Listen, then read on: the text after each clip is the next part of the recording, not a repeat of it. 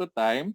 So that would be equal to the difference. Okay, so the difference on the temperature of the body and its environment. So of course, since this is an equation, so we have the proportionality constant K. And using separable equation, the differential or the solution of this given differential equation would be dt all over t minus t sub m, so would be equal to k dt. And then from here, since our dependent variable is the temperature of the body and our independent variable is the time, so t sub m here is considered as constant. So we're in that would be the temperature of the environment. So if we're going to let u to be equal to t minus t sub m, so deriving it, so we're in t is our variable, so that would give us dt, so which is the numerator. So therefore, the integral of this so would be ln of t minus t sub m, and that would be equal to kt. And then exponentiating both sides, sorry, kt plus c, then exponentiating both sides, so leading us to t minus t sub m, so would be equal to ekt, so times e raised to c. Then e raised to c, it's still c, or cekt. So forming our general formula. So about Newton's law of cooling. So again, so do we need to derive this one every time that we are solving applications of Newton's law of cooling? No, we don't need to. Okay, this is already our working equation whenever there is a problem so involving Newton's law of cooling. So lagi yan na yung formula ang gagamitin natin. So we're not going to derive it anymore. So hindi ka mukha nung sa growth and decay. So dun sa growth and decay, so sometimes the problem so mention so what would be the relation on the change of a certain substance so with respect to time. So pag wala silang binibigay, so if you could still remember, let's say if I'm going to use A, so to be the amount of the substance, so our formula would always be equals to CEKT. So given that the amount change or the change on the amount of the substance is directly proportional to the amount of the substance present at any time.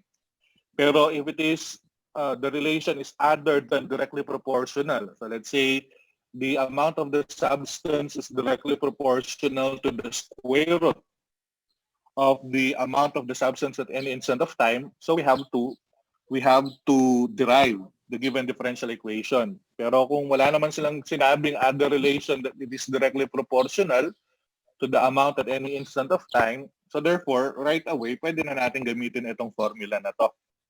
Okay?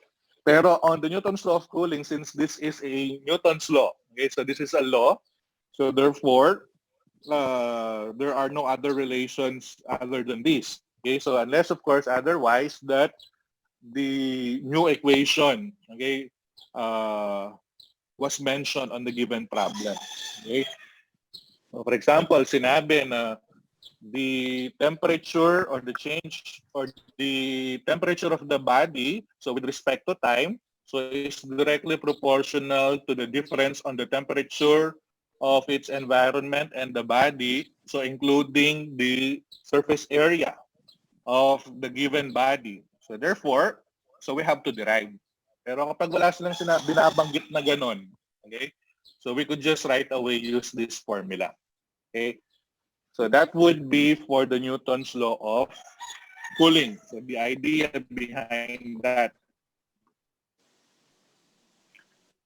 So let's have an example. So for example, number one, so to better understand, so how do we apply Newton's law of cooling? So let me write a specific problem. So it says here that we have a thermometer and then it is removed from a room where the temperature is 21 degrees Celsius and is taken outside.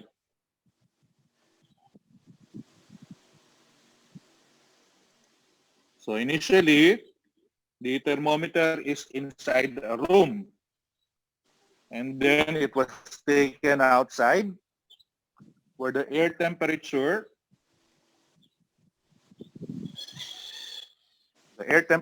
outside is negative 12 degrees. Okay. So nag-snow. So after 1/2 minute, so 1/2 or half minute, the thermometer reads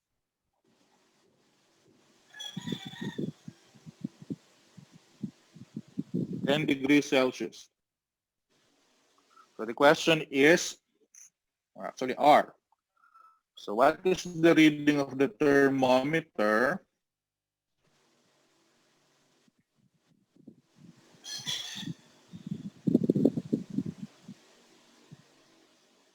when time is 1 minute? And the second question, so how long will it take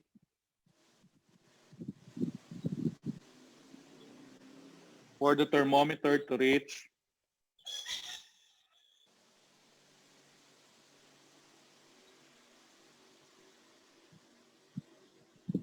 negative 9 degrees Celsius?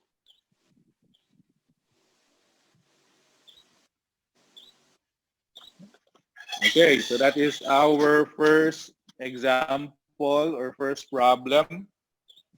So we have a thermometer, so which is originally inside the room and then taken outside.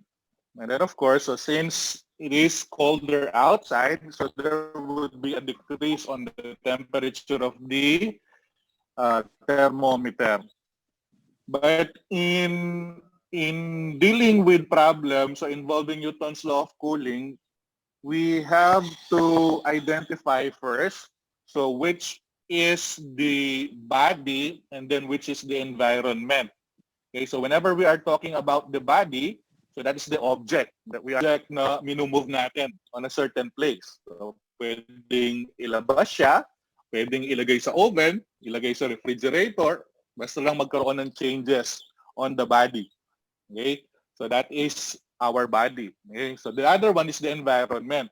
So the environment here, which is the T sub M, so this is where are we going to place the object. Okay? Kasi sometimes on the given problem, so dalawa yung environment na sinasabi. Initially kung asan siya, and then pangalawa would be kung saan siya ilalagay. But on our formula, the environment that we are talking here is the final destination, okay, of the object. Saan siya nilagay. Okay, so that would be our environment. Okay, so looking at the problem, so what would be considered as the object or the body?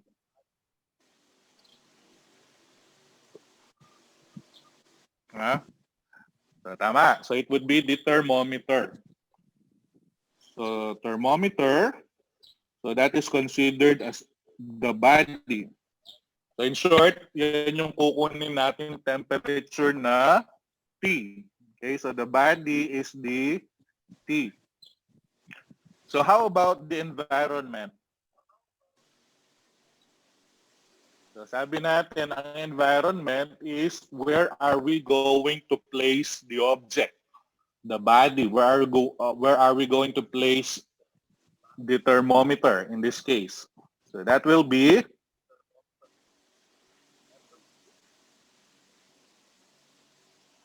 kasi madali ang solusyon nito, but kapag bali-baligtad yung mga sinubstitute natin, so doon tayo nagkakamali. Okay. So tama. It is outside kasi nilabas siya. Although originally nasa loob siya ng room. Okay? Pero again, ang definition ng T sub M natin is yung environment where the object will be placed into. So in this case, that would be outside. So yung outside natin, so that would be the environment. So yun yung kukunin yung T sub M natin. So we have to write down our given. So we'll start with the temperature of the environment. So it's the temperature T sub M.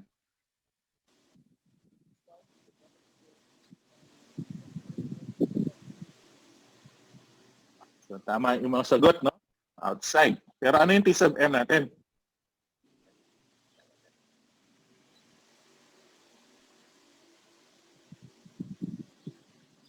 So very good. It is negative 12 degrees Celsius. Okay? Ayan, sunod. So ngayon, so similar with, excuse me, similar with growth and decay, kasi on our formula, T sub M, so this one, the T sub M is constant. Okay, so bigay na siya, unless otherwise tinatanong siya, no? And then, so usually our variable here, so ang variable natin, itong dalawa, the T, the temperature of the body, and the time. Okay, so the temperature of the body and the time, those are the variables. So ngayon, ang hinahanap talaga natin dito actually would be the arbitrary constant. Okay, so this arbitrary constant, C, at saka yung proportionality constant K natin. Okay, so meron tayong dalawang constant. The arbitrary constant, so which is usually dependent dun sa initial values natin. So yung proportionality constant naman, this is a property of the object. Okay? So which is constant. Okay? So hindi nagbabago yan. So yung K na yan, kahit saan mo ilagay yung object. Okay? So ilabas mo siya, ipasok mo siya ulit, and then that would be the same. So for our value of K. Okay? So remember that. So K is constant, hindi nagbabago. Pero yung arbitrary constant, pwede siyang magbago. Kaya arbitrary. Di ba? It could have any value. So ngayon, since there are two things that we are getting, the temperature of the body, the arbitrary constant C and the proportionality constant K, we just have to need two initial values. Okay. So we have to have two initial values para makuha natin yung C at saka K. So ang una, so initially, nasaan yung thermometer? Nasa room. So ibig sabihin nun, at time 0, okay, so yung nasa loob, at time 0, what is the temperature? So at time 0, what is the temperature of the thermometer? So initially,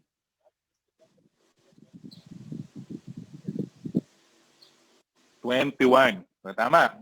Kasi thermometer yan, nasa room. Tapos ang temperature daw ng room is 21 degrees Celsius. So definitely, kung yun yung room temperature, yun yung lalabas dun sa thermometer. Unless sira yung thermometer mo. Okay? So 21 degrees Celsius. Tapos, another one, so sabi niya daw, after 1/2 minute, the thermometer reads 10 degrees Celsius. So nilabas na siya. So nung kalabas niya, so after half minute, so nagbago yung temperature. So siyempre, bababa. Okay? So it became 10 degrees Celsius. So ngayon, meron na tayong dalawa. So usually, yung arbitrary constant C natin, nakukuha natin yan when the time is 0. So doon natin nakukuha yung C. Tapos yung pangalawa, so doon natin makukuha yung value ng K natin. Okay? Kasi yun lang kailangan natin kunin, the C and the K. And then from there, so we could have our working equation. So for our required, so yung una, anong tanong? So what is the reading of the thermometer at T equals to 1 minute? So after 1 minute daw, so ano yung reading ng thermometer? So that is T1. Tapos pangalawa, so how long will it take for the thermometer to reach -9 degrees Celsius? So ano yung time? So na yung temperature will become -9 degrees Celsius. So what is T? Okay, so time. Yung isa, what's the temperature of the body? So after 1 minute. So ngayon, looking at the given problem, so may idea ka na about the answer. It might not be the exact answer, but you have already an idea, yung range nung sagot mo. Kasi for example, initially 21 degrees Celsius yan, di ba? Tapos after half minute, so naging 10 degrees Celsius. Bakit siya nag-decrease? Kasi nga, yung temperature ng environment malamig, which is -12 degrees Celsius. So ngayon, sabi ko kanina, so we are expecting that the minimum temperature of the body then would only be until -12 degrees Celsius. So at another time, so pag in-increase mo pa yung time, bababa yung temperature niya. So from 10 degrees Celsius, pababa. Hanggang saan? Hanggang -12 lang. So hindi na pwede ang mas mababa pa sa na -12. So in short, so for our first required, so after 1 minute, so anong range ng temperature ang ine-expect nating sagot dito? So what range of temperature are we expecting?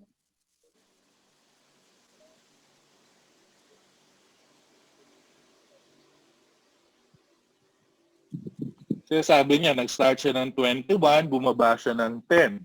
Kaya lang, after 1 minute, ayun.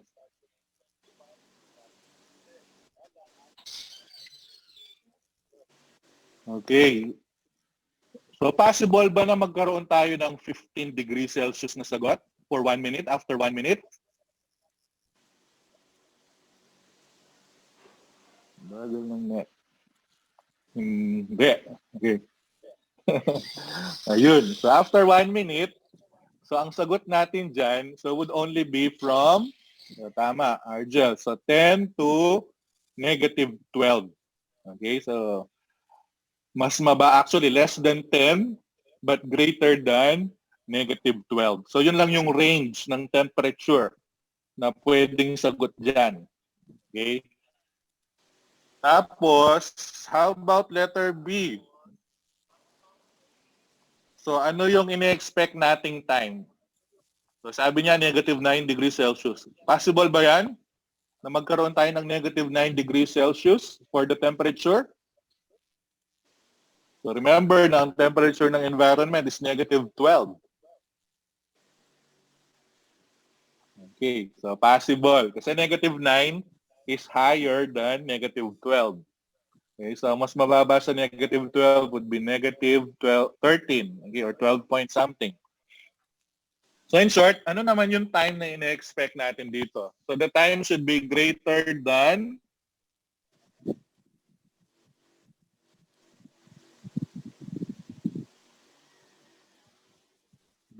what? Based from the given. So, tama. So Earl, tama. So it would be more than half of a minute. Okay, so kasi nga, mas mababa siya dun sa 10. Okay, so yeah, matagal tayo dito sa problem na to para maintindihan lang natin na what are the temperatures or the time that we are expecting. Okay, so para kapag yung sagot natin, okay, so hindi siya umaayon dun sa expectations natin for our answer, so we could check our solution. So possibly there is something wrong on our solution. Okay? So now that that is clear, hopefully that is clear to all of you. So for our solution, so we will be using the same formula. So that is T minus T sub M equals to CE KT. Now the first thing that we're going to substitute here would be the T sub M. Okay, so ang T sub M natin is negative 12. So T minus negative 12 is equals to CE KT. Or that would be T plus 12 is equals to CE KT. So now that we have this equation, so sabi ko nga, so we're going to get what is the value of C and then what is the value of T or K, I mean, the C and the K. So para magkaroon tayo ng final working equation. So ngayon, ang C usually nakukuha siya when time is 0. So when time is 0, so the temperature T is equals to 20 is 21. So 21 plus 12 is equals to C, E, K, T is 0. So ngayon, so E raised to 0, that is already 1. So magkakaroon na ngayon tayo ng C. So anong value ng C natin? So 21 plus 12. So which is 33. Tama? 33. Yeah. So pagkikorek ako kapag mali mga pinag-add ko. And then, so once we have that, so we will be substituting it. Okay, so isa-substitute natin siya dun sa original equation natin dito. Okay, so which is T plus 12. So this time around, meron na tayong C, which is 33.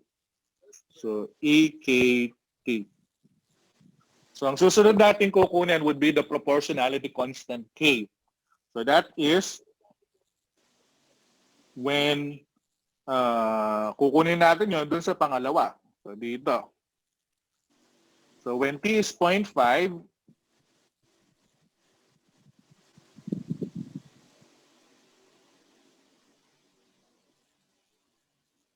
so when T is 0.5, so we have the temperature so to be 10. So substitute natin yung T ulit. So that would be 10 plus 12 equals to 33. Then E, K times 0.5. So 10 plus 12, so we have 22 equals to 33 E raised to, so unahin ko na yung 0.5. So 0.5 K. So now, so to get K, so we have to divide both sides by 33. So magkakaroon tayo ng 22 over 33.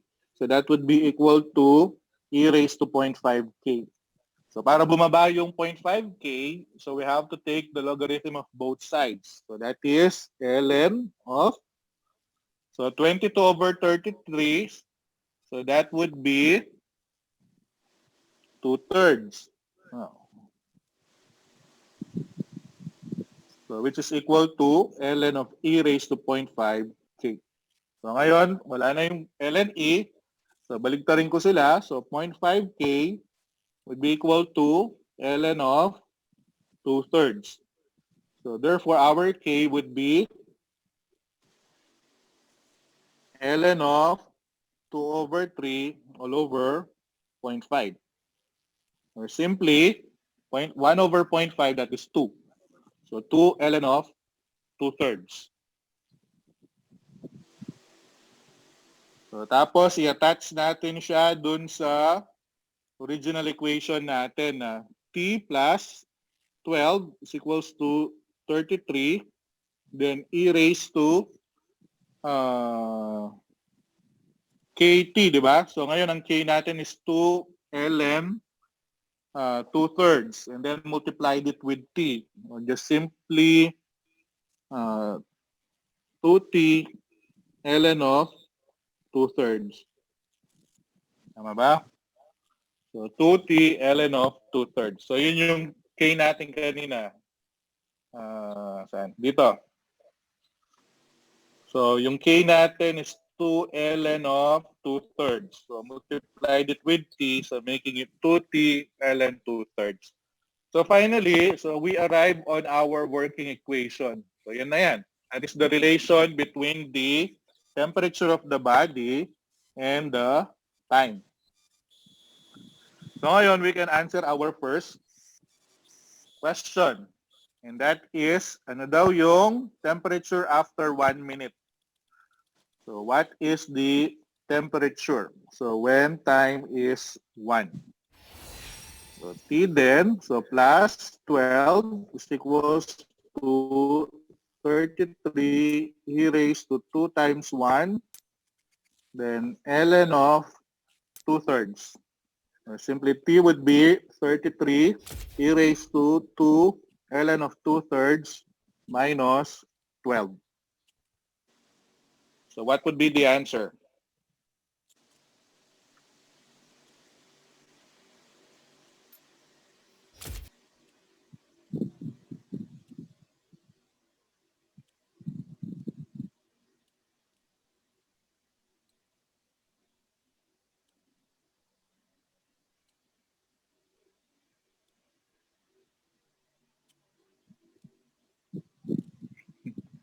Hindi naman yung 12 bata. So, tama. 2.67. It would be 2.67 degree Celsius. Celsius. It is in between 10 and negative 12. 2.67 degrees Celsius.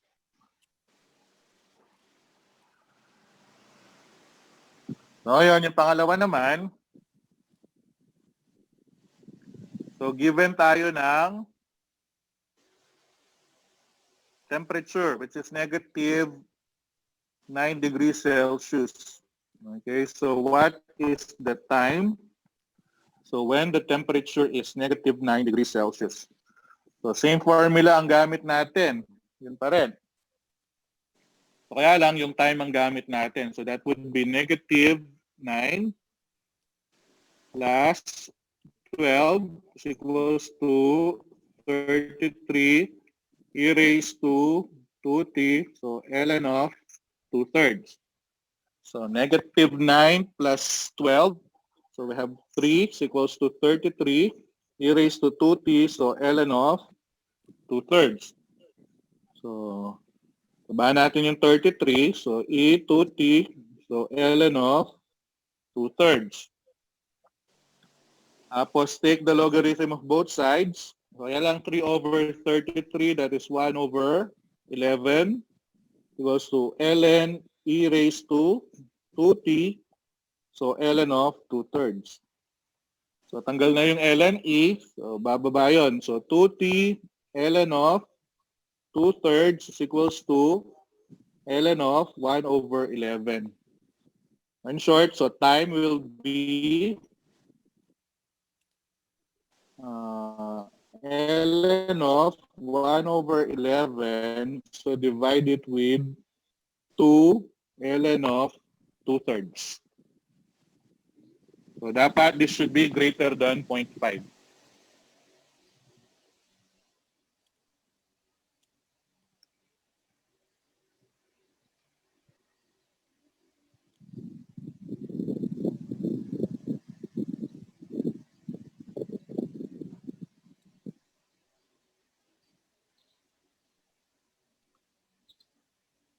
So 2.96. So very good. Mabilis mag-calculator si Timothy.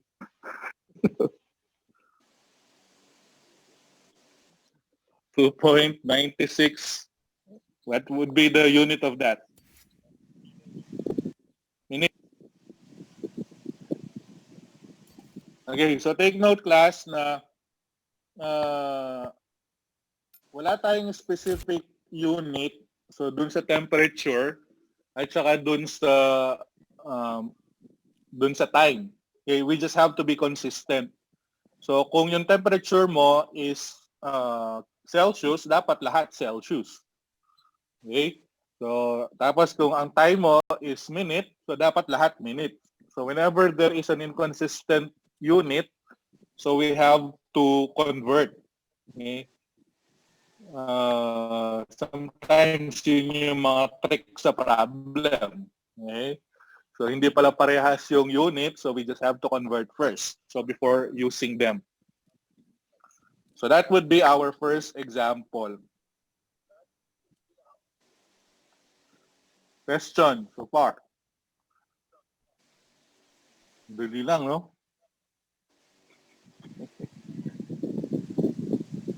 First example, madali. No? By the way, meron ng video, kagabi ko lang nagawa.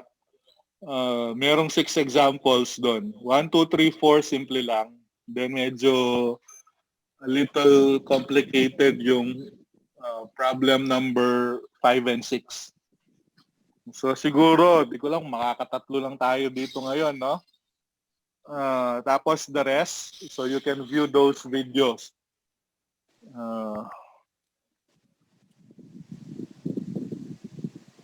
So let me have another example. Hindi ko pala nasulat.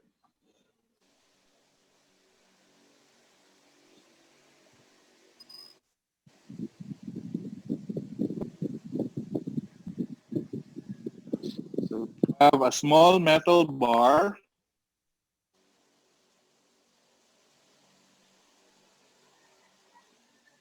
whose initial temperature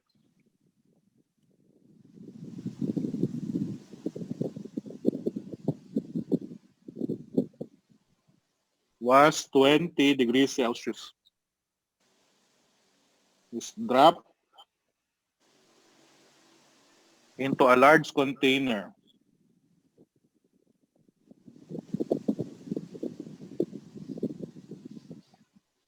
A large container of boiling water.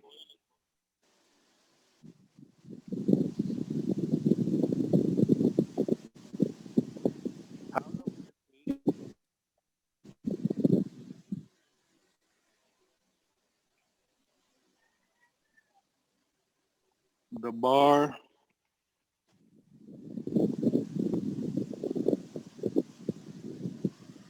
(90°C) if it is known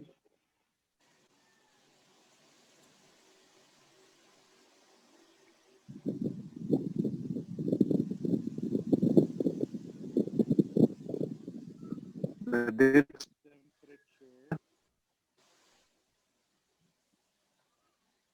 increases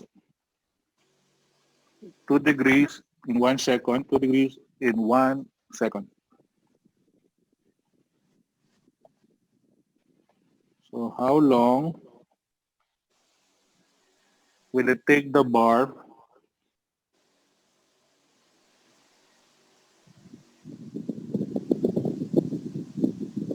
reach 98°C? Okay. So what is our object?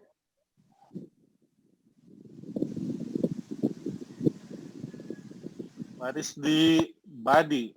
So the bar. Okay. So that would be the metal bar. So that is our body. So T. So how about the environment? Wala.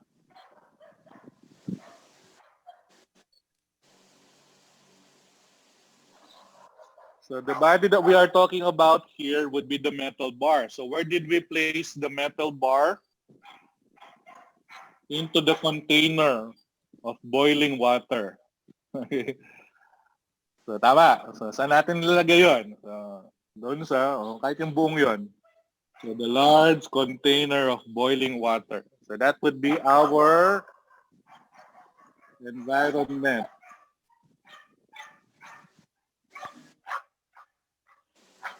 Ay, ngayon na naman.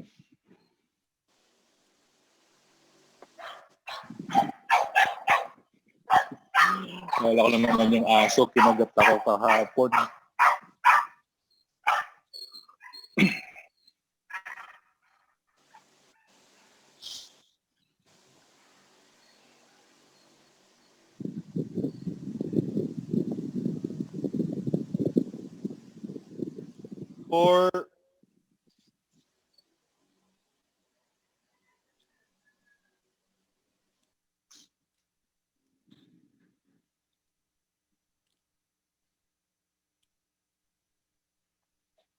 For our given, so ang una would be the temperature of the environment.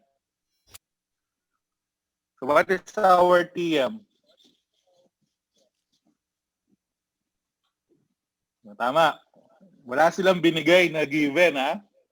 Pero sinabi niya, ang environment niya is the container of boiling water. So the water boils at 100 degrees Celsius. So we have to know that, no? So hindi kailangan sometimes ini-specify ano yung specific value. So ngayon, the metal bar, so initially has a temperature. So yun, given na kagad. So initially, so T of 0 is 20 degrees Celsius. And then, kailangan natin ng another one. So para makuha natin yung K. So nilagay dito that how long will it take the bar to reach 90 degrees Celsius if it is known that the temperature increases 2 degrees Celsius in 1 second? So after 1 second, so what would be the temperature? 22. Okay, so 22 degrees Celsius. So kasi initially it is 2 degrees Celsius. So every second daw, so nag-increase siya ng 22. Parang initially lang yan, ha? Initially. Kasi later on, ang relation kasi niyan is exponential, eh. So para lang makuha natin yung second criterion natin or second initial value. So for our required, so kamukha nung kanina, so we are to find, so yung una, it's time, no? So what would be the time? So when the temperature is 90 degrees Celsius. And pangalawa, it's the same thing. So what would be the time if it is 98 degrees Celsius? So ngayon for our solution,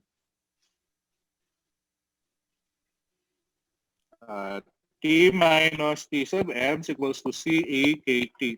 So una yung TM. So TM natin is 100. Equals to CA KT.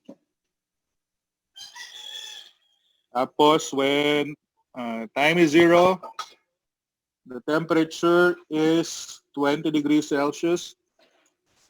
20.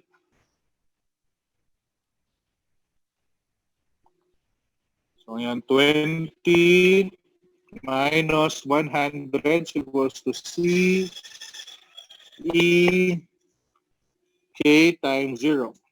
So this is 1, I mean. So C then would be negative 80. So T minus 100 then, so would be equal to negative 80 EKT. And then when time is equals to 1, so the temperature changes to 22. So 22 minus 100 is equals to negative 80 e raised to k, then t is 1. So this would be negative 78 is equals to negative 80 e raised to k. So negative 78 over negative 80 is equals to e raised to k. So 78 over 80, so that is 39 over 40. So e raised to k, so ln of 39 over 40, so would be equal to ln e raised to k. Or k is just simply ln of 39 over 40.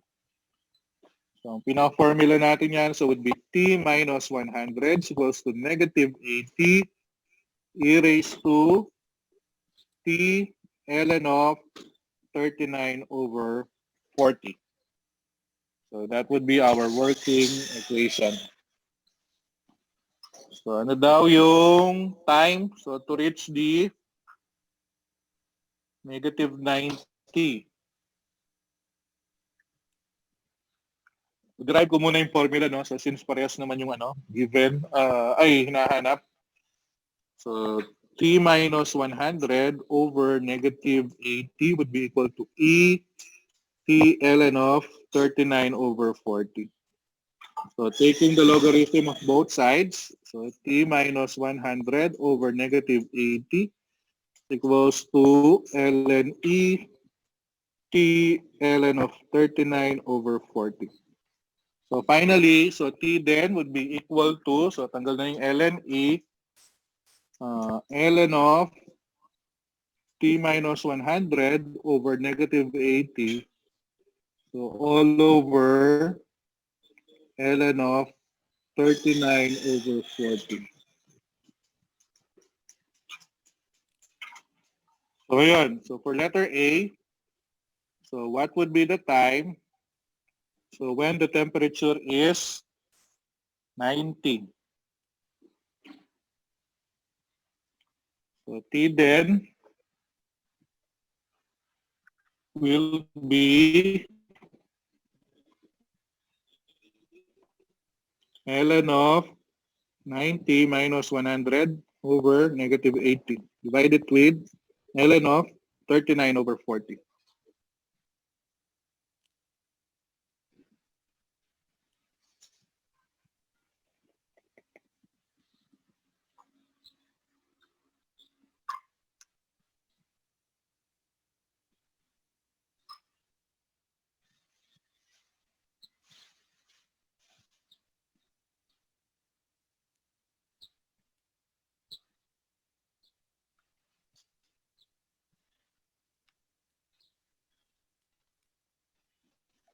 So nice.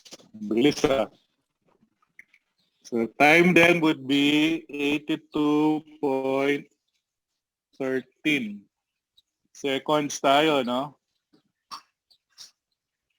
So seconds. So 82.13 seconds.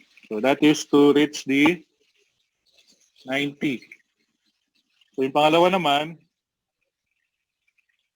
so what is the time when the temperature is 98?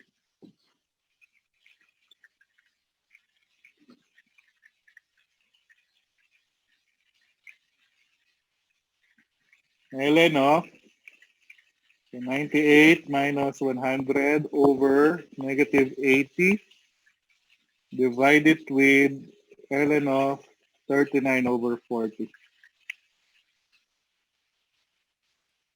145.70. Bilis ah.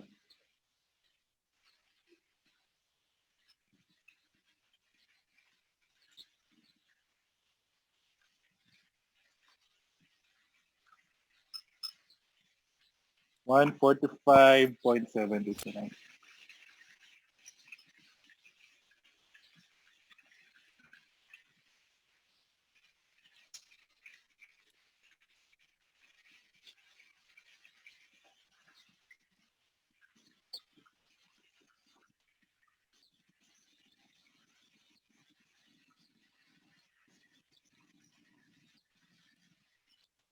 Okay, so questions.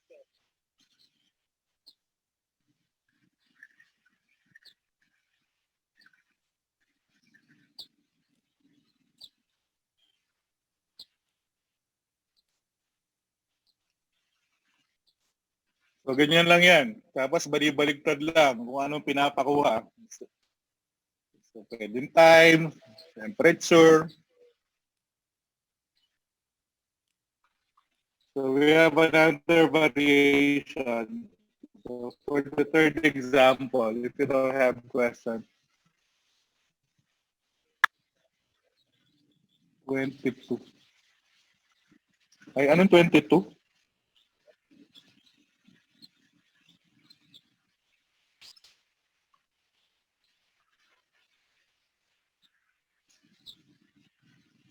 Hindi, 22.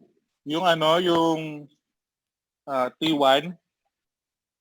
So kasi sabi niya, ito, so it is known that the temperature increases 2 degrees Celsius in 1 second. So, ibig sabihin,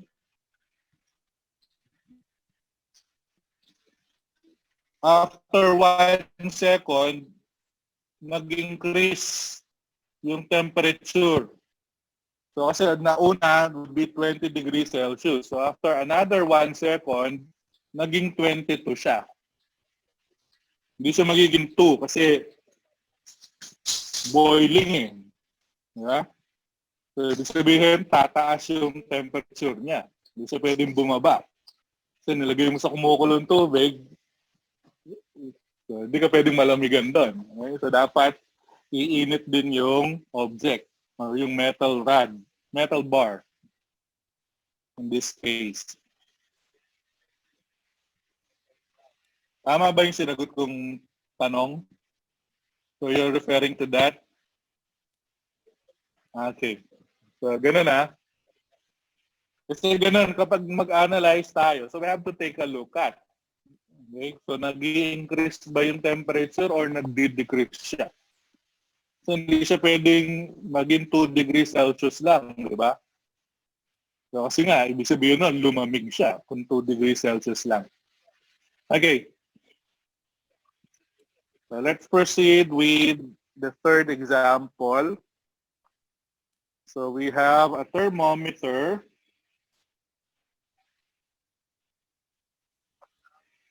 So it reads 21 degrees Celsius.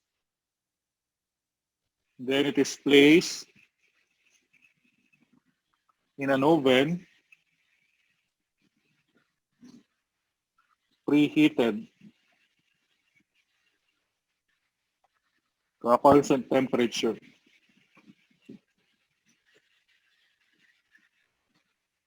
Through a glass window,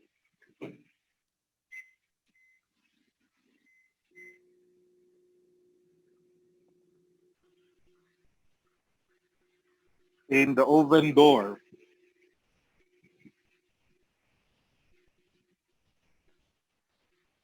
An observer records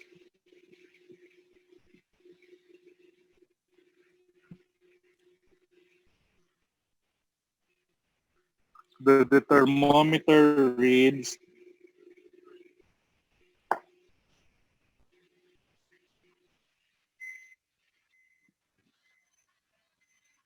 43 degrees Celsius after half a minute and 60 degrees Celsius after a minute. How hot is the oven?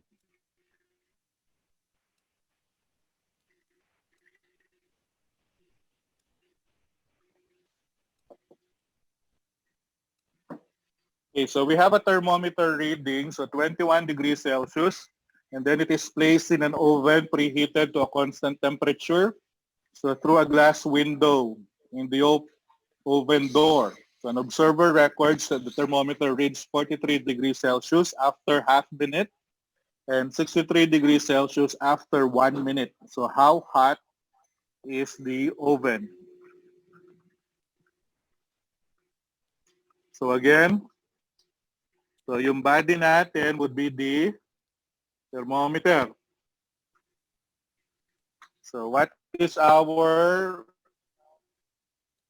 environment?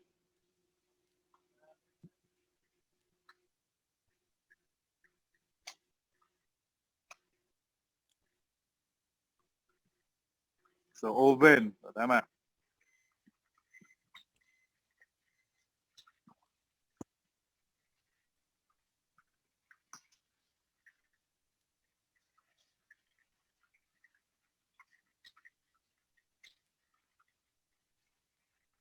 So ngayon, initially, so the temperature of the body is, or the thermometer, it's 21 degrees Celsius. And then the thermometer is placed in an oven. So it is placed in an oven. And then ang tinitingnan daw yung glass window of the oven door. So the observer records that there is a change on the reading. So after half minute, so naging 43 degrees Celsius yung oven. Then after 1 minute, so it became 63 degrees Celsius. So ang tanong, how hot is the oven? So anong tinatanong dito? So what is our required?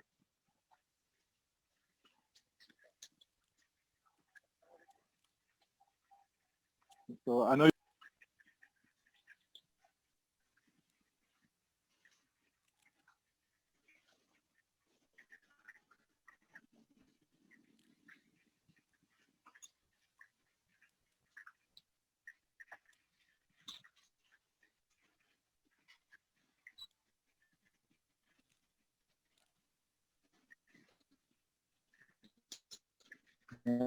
wala.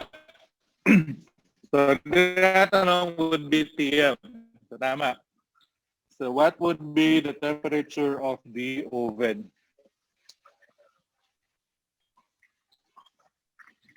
So yun, for our solution, so we have 3 given this time. Yung hinahanap natin is TM. No? So T minus TM equals to CEKT. So wala tayong TM kasi nga yun yung hinahanap natin, no? So hindi natin siya isa-substitute muna. So and we'll start with when time is equals to 0.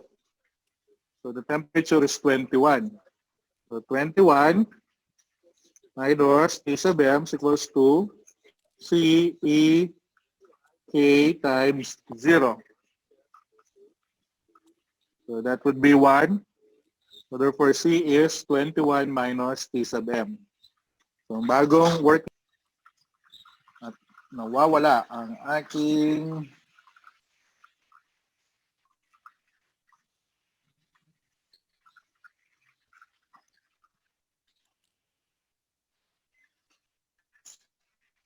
bagal ng internet. Ayan. Bumalik na.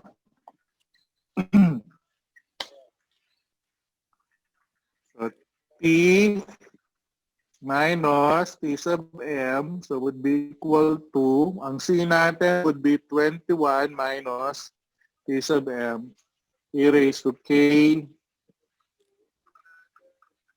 T. Okay, so ngayon kunin natin yung value ng K, pangalawa. So when T is 0.5, so the temperature becomes 43. So T minus Tm is equals to 21 minus, so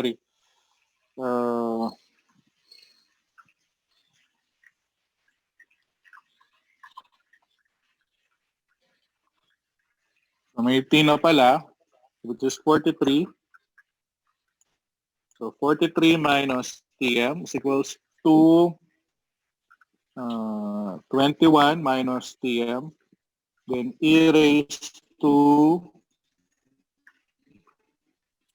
time natin is 0.5, no? 0.5 K.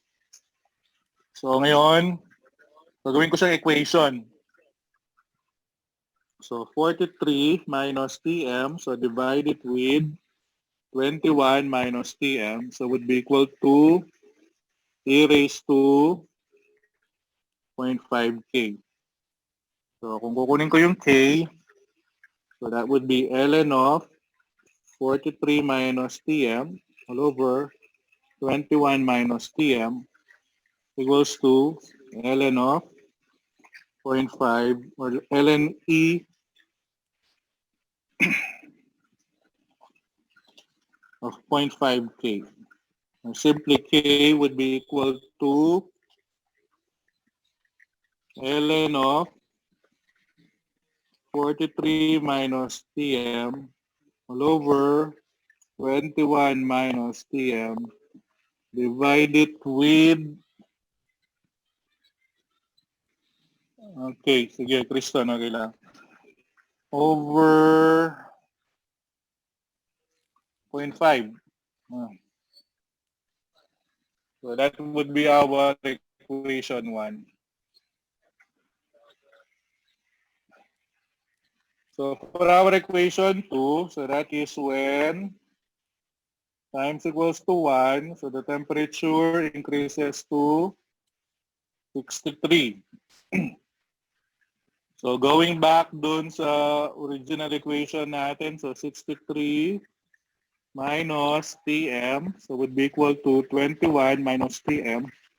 Then e raised to, so ang T natin is 1, so it would just be K. 63 minus Tm all over 21 minus Tm, so it would be equal to e raised to K. So taking the logarithm of both sides, so K then would be equal to ln of 63 minus Tm all over 21 minus Tm. That is our equation 2. So yun, we're going to equate both K. So mangyayari, we'll have ln of, or yung 0.5, gawin ko na siyang 2, no? So 1 over 0.5 would be 2 ln of 43 minus Tm all over 21 minus Tm. So that would be our K. The second K would be ln of 63 minus Tm all over 21 minus Tm. So applying the properties of logarithm, so this would become ln of 43 minus Tm all over 21 minus Tm squared equals to ln of 63 minus Tm all over 21 minus Tm. So exponentiating both sides, so matira yung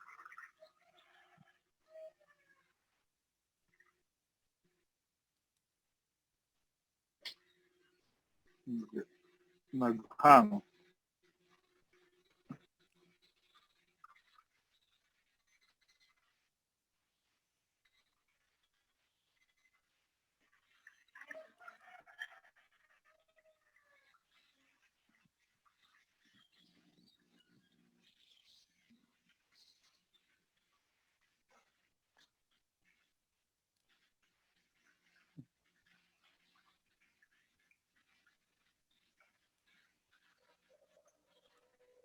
Hindi na kinayanan ng sinusolve. Ngayon.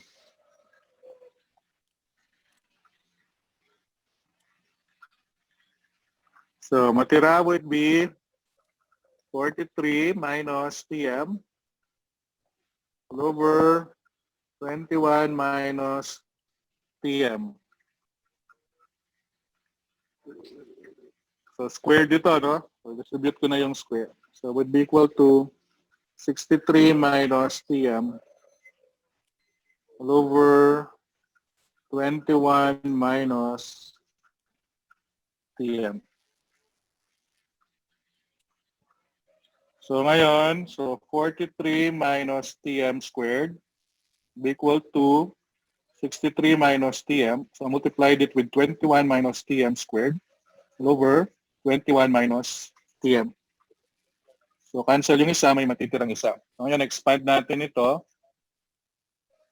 So 43 square, so would be 1849 minus 43 times 2, the 86 Tm, then plus Tm squared equals to, so multiply natin yung dalawa, so 63 times 21, we have 1323, so negative 21 and negative 63. So negative 63 plus 21. So you have negative 84 Tm. Then plus Tm squared. So Tm and Tm, so wala na siya. And then, so 1849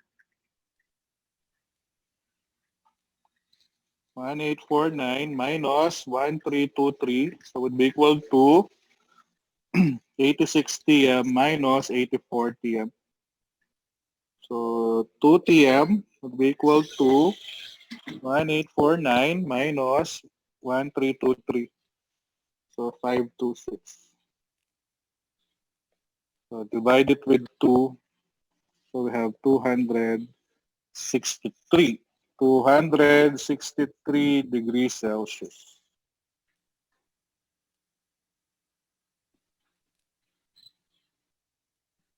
Tama? So the temperature of the oven is 263 degree Celsius. Okay lang siya? Okay lang siya, no? Pwede pabalik sa model. Ayan.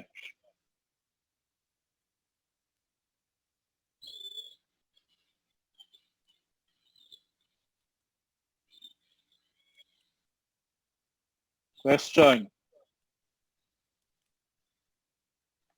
Actually, yan na lahat yung variation ng problems, no? Kinukuha mo yung temperature, kinukuha mo yung time, yung isa kinukuha mo yung temperature ng environment. Okay? So the rest, ulit-ulit na lang, nag-iiba na lang ang given. Or meron pang isa actually. Yung isa yung binalik siya. Or for example, thermometer. Currently, ganito ang reading niya. And then nilabas siya. Okay? Tapos, after some time, binalik siya ulit dun sa loob. So, pwedeng itanong, kailan siya binalik? Pwedeng itanong, nung binalik siya, ano yung temperature? Okay? So, ganun yung variation nun. So, ano lang siya nun? Bali, 2 beses lang siya. So you have to answer it on 2 different environments. So una, saan siya nilagay? So compute mo lang. Tapos yung final na sagot mo doon, okay, 2 environment mo nung pinasok na siya. So ngayon, hindi natin yung matatapos kung isosolve pa natin siya. So ang gagawin nyo, so if you want to review, you can view the video. So yung problem 1 to 4, similar sila dito dun sa 1 to 3. So yung sinasabi ko, yung problem number 5 and number 6. So yun yung meron siyang 2 environment. Okay? So you can view those videos. So kung okay ka na dito sa mga problem na to, skipan mo na yung part 1 ng video. Punta na kaagad dun sa part 2. Okay? But if you want to review, you can view the 2 videos. Okay? So ganun lang yung sa Newton's law of cooling. Question.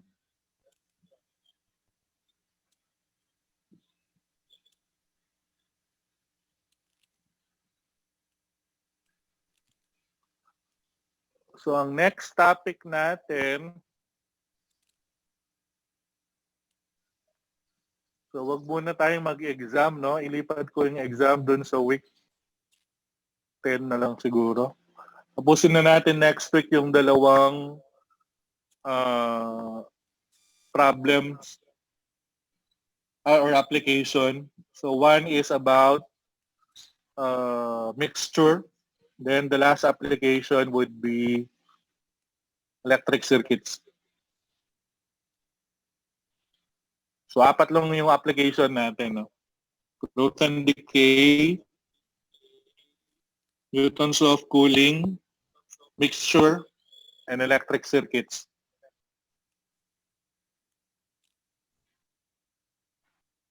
So yun lang. So next week, magdi-discuss tayo. Okay.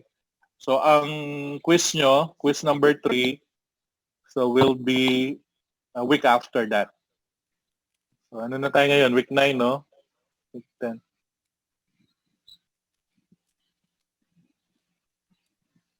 Ay. So kung next week yun. Wala.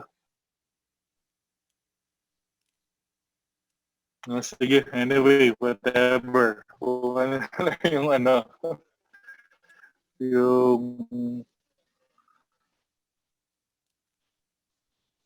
baka di tayo makapag-quiz for midterm. Kasi 3 weeks na lang, midterms na naman. No?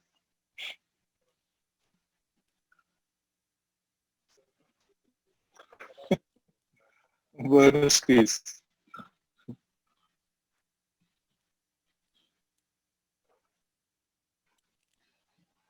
Sige, yung question nyo, lenient ako, no?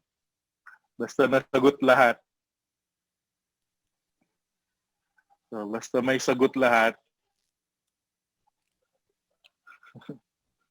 So, ang minus na lang kung wala sagot yung isang problem. Pero kung nasagutan lahat, so we'll be considerate on quiz 2. No? Although na-check ko na yung quiz, no? Ay, yung prelims. Actually, ginagawa ko na lang sa prelims. Kapag may solution,